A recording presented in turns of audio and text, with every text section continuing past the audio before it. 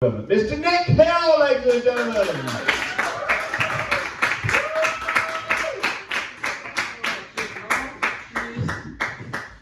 I'm going to keep my coat on because I'm not planning to stay late, to be honest.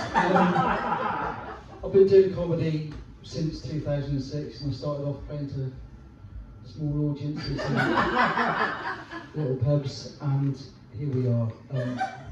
This is great, isn't it? This is well worth the trip because I'm from Gloucester. And I played proper fucking rugby. Not that, oh, we haven't put 13 players out in this week. I take it you played rugby league, that's what you were alluding to, wasn't it? I played proper rugby, yeah. Oh, fuck off. No chance. So, this is nice to be out, because we've had a rough 3 years, haven't we? It's been horrible, you know, we've gone through Brexit. And I don't mind telling you, I voted Remain, not for any strong political reasons, just purely the fact that there's absolutely no way I want to go back to washing my own car on a Sunday. I've got to be honest, that joke normally goes down far better. It got me thinking about the creation, because the Bible tells us God created the world in 7 days, and if he did, he had to be Polish. There's no way Brit would have done it, was there? Can you imagine if God was English? Right? He would have turned up the week before, promising Earth. That's also a cracking joke that was gone Day one, he probably would have turned up, hour late. Day two, he would have turned up on time, but at 10:30, or just got to pop out for supplies. Day 3 and 4, you wouldn't have seen him. On day 5, he would have come back, started at 8:30. By 9:30, he would have had a bad back and said, I can't continue.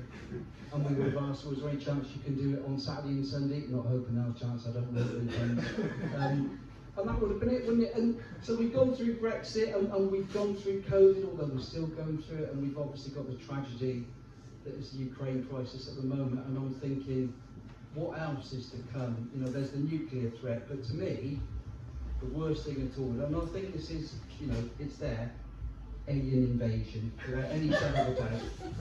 And I've got to be honest, I was doing a gig in Swindon last night, and I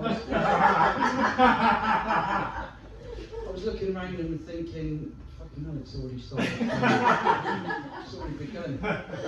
Earlier this year, I went to the Leicester Comedy Festival and I won an award. The Silver Stand-Up, which is basically a competition for those over 55. There's no upper age limit at all, so I've got to be honest, backstage it was like God's waiting room for comedians.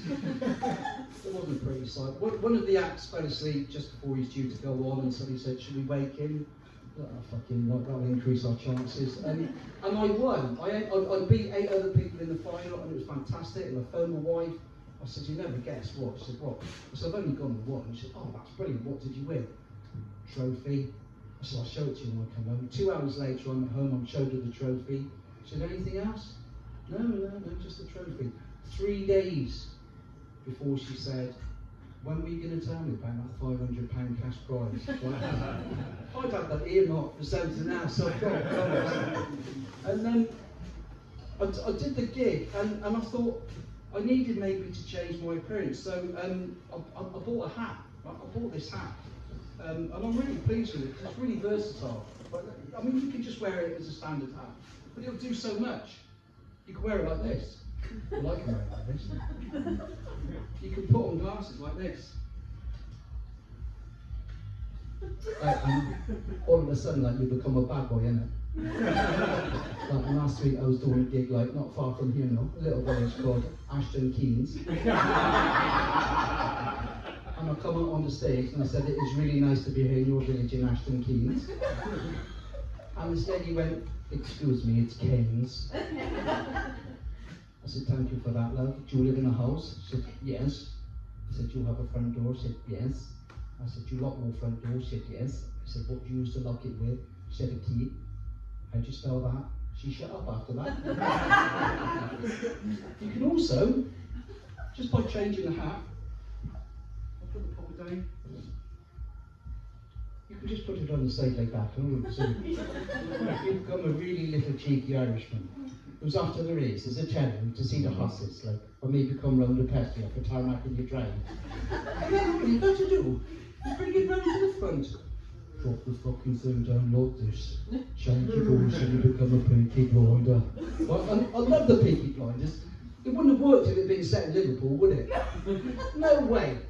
Alright mate, do you want to come and join us? We're the Peaky Blinders. Like, that accent just doesn't work at all, does it? I've got to be honest, I only wrote that this afternoon. I thought that would go down far better. I'm not being paid for this, so actually I don't fucking care. But the other reason I bought this hat is because I'm getting older. I am the oldest person in this room. I'm 64, right? So any shadow of a doubt. And I hate getting old. I was alright at 50. I could deal with that. Free life assurance, that's what I got at 50. Load inundated, free life assurance. I could deal with that, that was fine. 60, funeral plans, right? That's I was bombarded with email. Now I know a bit about funeral plans because my mum died in 2019 and she had a funeral plan with the co-op. And being her only surviving son, I had to go and deal with it. And I went in and sat down. And to be fair, the lady, she was brilliant. She said, look, everything's been taken care of. Your mum thought of everything. The funeral's paid for. The church is paid for. Have you thought about one for yourself? It was like, oh. It's a bit of a wake-up call. And I said, well, no, not really. She said, well, you should, because there's loads of benefits. You know, you get your funeral a lot cheaper, and then you can plan the wake, and you can have whatever entertainment you want. If you want to put some money behind the bar, you can choose what food you want. You can invite people. By the end of the conversation, I was fucking looking forward to the day.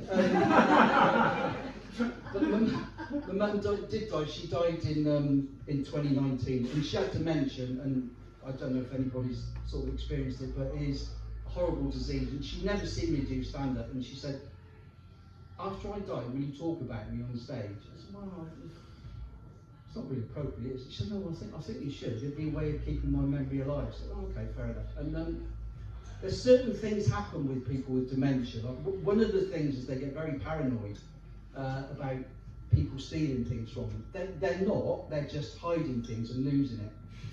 And Mum changed to Catholicism in 1974, and she was a devout follower of the Catholic faith. She wouldn't have a bad word said about it, about the pub, about anything. And I went round one Saturday morning, and she was there. I said, you right, Mum? Yeah. You had your breakfast? Yeah. The nuns gave it to me.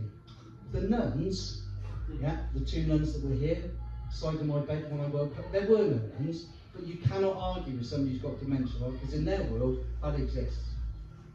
Okay. Because when I came to see you, Mum, the front door was locked, wasn't it? So how do you think the nuns got in? Well, I don't know, perhaps they came in through the window. But that's not as bad as it sounds, because she lived on the ground floor flat. So I said, you know these keys that keep disappearing? Well, they don't disappear, people are stealing them, aren't they? I said, well, okay. I said, you don't happen to think that maybe the nuns took them? And she just blurted out, the thieving bitches. Another trait of people with dementia is they've got a tendency to wander. And Mum wandered about 4 or 5 times, and each time the neighbours managed to catch her. But on the last time, September 13th, they didn't catch her, and they phoned me up. I was at a party, and they said, your mum's gone wandering, Nick. And I'd had a drink, so I had to get my mate, and we went out, and I phoned the police straight away.